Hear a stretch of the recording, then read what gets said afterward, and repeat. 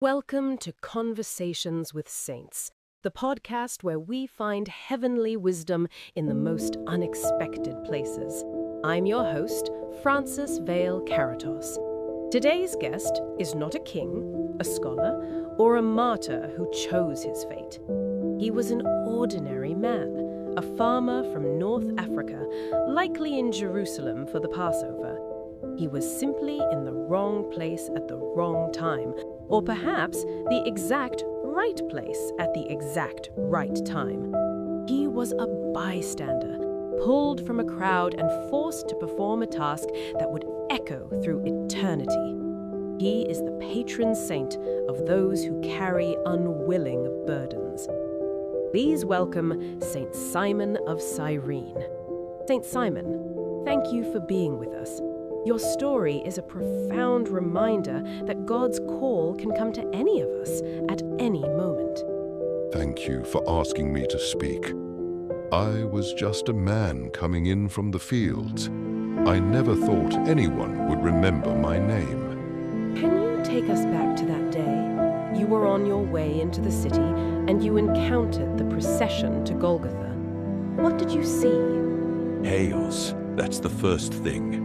The air was thick with shouting and weeping. Public execution is an ugly thing. I was just trying to get through the crowd, minding my own business. I saw 3 men being led to their deaths, dragging their crosses. The man in the middle, he fell. He was so broken, so beaten, that he couldn't get up again, not with the weight of that beam on his back. And that's when the soldiers saw you. Yes, one of them pointed at me. I wasn't anyone special, just a strong-looking man in the wrong spot. He barked in order. I didn't want to. I was a foreigner, a Cyrenian. To be forced to carry the cross of a criminal, it was a humiliation, a defilement, especially so close to the holy day. I was angry, afraid. Why me? But you had no choice.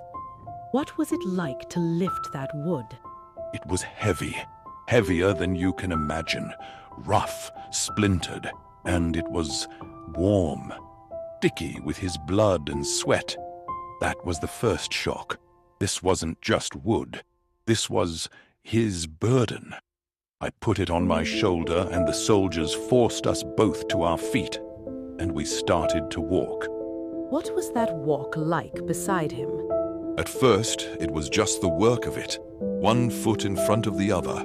The weight was immense. My shoulder ached. The crowd jeered at both of us. But as we walked, something shifted. I could hear his breathing, ragged and shallow. I could smell the blood. I was so close to him. Right, you were sharing this intimate moment of suffering. Yes. And he never spoke a word to me, never had to. But once he stumbled, and I had to shift the whole weight to keep us both from falling. Eyes met, and in his gaze there was no anger, no blame, only gratitude and a strange kind of agony so deep it felt ancient. In that moment, he wasn't a criminal, he was just a man. And I wasn't being forced anymore. I was helping. That's an incredible transformation from an unwilling bystander to a willing participant. By the time we reached that top of that hill, the anger I felt was gone. The shame was gone. All I felt was a profound sorrow and a strange kind of honor. I had helped this man. I had carried his cross. When they took it from me, my shoulder felt empty, lighter. The Gospels mention your sons, Alexander and Rufus, as being known to the early Christians. What did you tell your family when you returned home that day? How could I not tell them? I came home a different man. I was marked by it. The splinter in my shoulder was nothing compared to the mark on my soul. I told them I had met a king who wore a crown of thorns, whose strength was in his silence. That cross didn't just touch my body, it touched my whole family. It became the beginning of our faith. That transformation is at the heart of your story. It started as a soldier's command, but it ended in discipleship for your family. Did you follow him to the hill? Did you stay to see what happened to the man whose cross you carried? For our listeners today who are carrying burdens they did not choose, a sudden illness, the care of a loved one, a financial crisis, what is your message? That you are not alone in your carry. I fought my cross at first. I resented it. But it was only when I accepted it, when I looked at the man walking beside me, that it became bearable. Your unwilling burden, that is your own piece of the cross. Do not carry it with anger. Look for Christ walking beside you. In helping him carry his, you will find he is helping you carry yours. It is in the sharing of the weight that you will find your strength. Saint Simon, your simple act of obedience has given hope to millions. Thank you for sharing your incredible testimony with us. It was the greatest burden and the greatest blessing of my life. The story of Simon of Cyrene is a powerful lesson for all of us.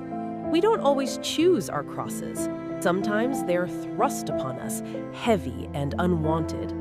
But Simon's journey shows us that within that unwilling sacrifice lies a profound invitation to walk with Christ, to share in his suffering, and to allow our greatest burdens to become our most transformative blessings.